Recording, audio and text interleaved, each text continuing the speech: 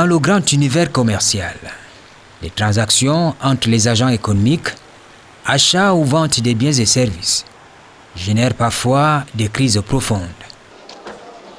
Des crises qui, par moments, débouchent sur la perte totale de confiance, la rupture des contrats commerciaux.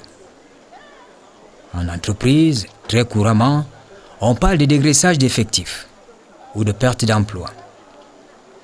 Dans l'univers commercial, on n'a pas que les bénéfices à gérer.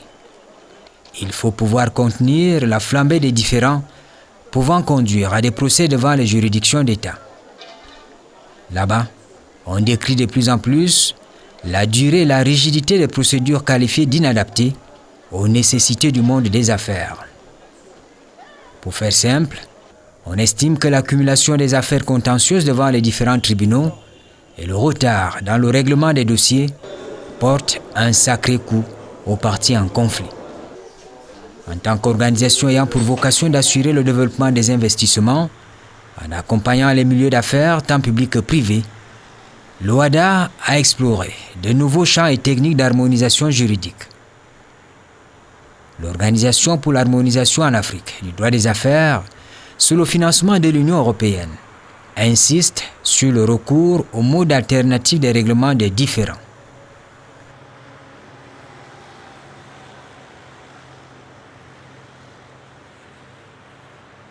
L'OHADA a de ce fait organisé, du 24 mai au 10 juin 2021, à Douala, une session de formation à l'intention des arbitres, médiateurs, gestionnaires des centres de médiation et d'arbitrage.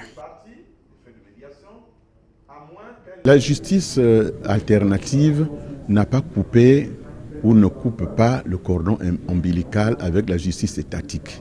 Parce qu'il y a des mesures conservatoires, par exemple, ou des mesures provisoires qui ne peuvent être prises que par le juge étatique qu'on appelle le juge d'appui.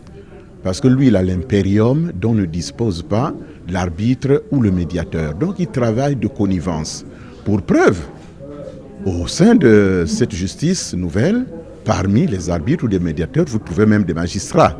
Donc, il n'y a pas de schisme qui puisse exister entre les deux types de justice. C'est une collaboration franche et sincère qui doit exister entre les deux pour le bien des populations, pour le bien des hommes d'affaires lorsque nous sommes en matière commerciale. Le sens du propos ici est de dire que l'activité des juridictions traditionnelles, celle des centres de médiation et d'arbitrage, se complète. En cas de litige commercial, il faut choisir la solution la plus adaptée à la situation économique et sociale. Bon, il faut dire que les rapports sont des rapports sereins parce que l'arbitrage est un mode juridictionnel. L'arbitre pose le même acte que le juge étatique, mais sans le juge étatique, il n'y a pas d'arbitrage. Parce que c'est le juge étatique qui va donner la force exécutoire à la sentence arbitrale, donc à la décision de l'arbitre. Donc le juge étatique a forcément sa place dans la procédure de médiation et d'arbitrage, bien entendu. Donc je peux dire que c'est une synergie d'action, c'est une complémentarité. C'est grâce au juge étatique et grâce à l'arbitre que nous pouvon contribuer modestement à notre façon à l'amélioration et l'assainissement du climat des affaires, puisque le but c'est ça. Le but c'est de proposer un vivier de procédures de règlement de litige aux litigants. Donc vous avez le juge étatique qui est là, vous avez l'arbitre et vous avez le médiateur également. Donc c'est de la synergie, c'est de la complémentarité.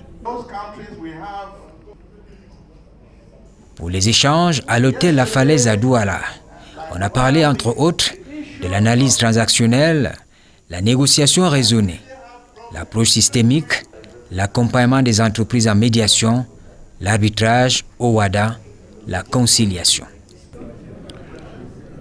C'est l'OHADA à travers le secrétariat permanent qui a pensé nous appeler, et je tiens à remercier le secrétaire permanent et toute son équipe pour pouvoir renforcer les capacités des arbitres, des médiateurs, mais également des organes dirigeants des centres déjà existants et des centres à créer.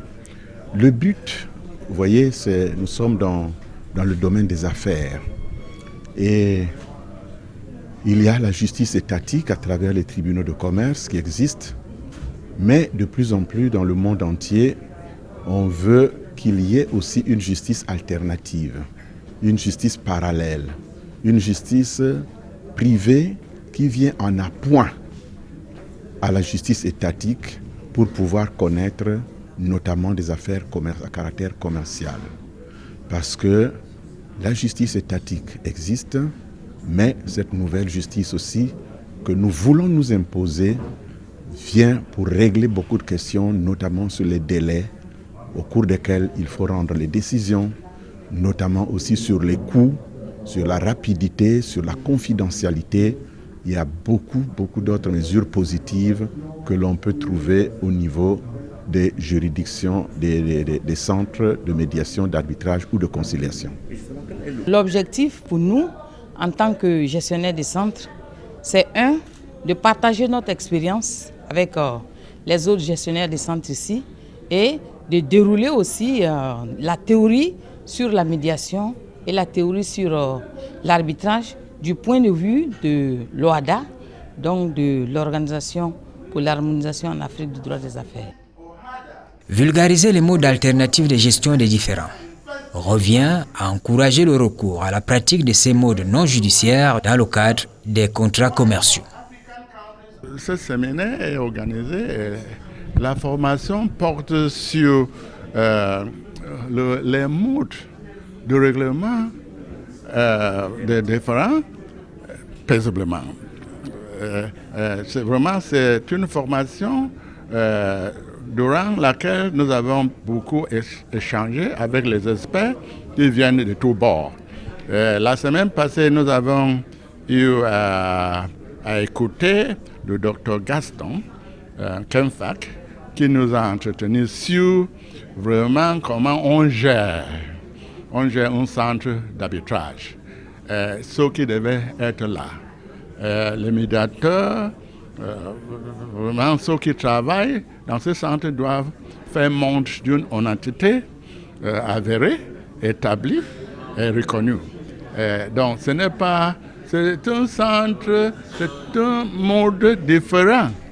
Là où on voit que les partis qui ont des différends viennent là-bas pour que leurs différends soient réglés rapidement, et le coût aussi diminué, et c'est rapide, et que les gens qui sont dans ce centre soient honnêtes, et jouent une indépendance, ce qu'on appelle une honnêteté chevronnée que tout le monde connaît. Donc voilà la raison pour laquelle ce centre, dont moi je suis le président de la Cour d'arbitrage et médiation, mais parce que sans la justice, sans la moralité, sans l'indépendance, sans l'impartialité, on ne peut pas aller de l'avant. Donc voilà quelque chose qui a été monté pour que la justice soit faite aux partis qui amènent leurs affaires devant ce centre d'arbitrage, devant la cour d'arbitrage. Concrètement, nous avons le management d'un centre d'arbitrage et de médiation. Comment procéder pour développer un centre d'arbitrage et de médiation? Quelle stratégie il faut mener pour développer un centre d'arbitrage et de médiation? Quel est le marketing qu'il faut commettre pour développer un centre de médiation et d'arbitrage? Donc, dire à nos collègues gestionnaires des centres comment il faut se comporter pour qu'un centre de médiation décolle. Parce que le décollage d'un centre de médiation et d'arbitrage n'est pas facile, parce que c'est une justice alternative aux côtés des juridictions étatiques. Donc, travailler à changer le réflexe des litigants vers les modes alternatifs de règlement des litiges nécessite d'aborder et d'appréhender certaines stratégies qui peuvent vous faciliter le travail. Et c'est ces stratégies que nous sommes venus transmettre modestement aux autres gestionnaires des centres qui sont à Douala. Au ministère de l'économie, il existe tout un programme sur les modes alternatifs de règlement des différends. Un programme qui bénéficie du financement de l'Union européenne. Ici, on ne perd pas de vue le fait que malgré tout, les parties en conflit cherchent toujours à conserver et à renforcer leur partenariat par l'évitement de l'intervention des juridictions étatiques. De plus en plus, on le voit, elles optent pour une solution à l'amiable qui offre une certaine confidentialité, bien sûr une célérité du traitement des litiges.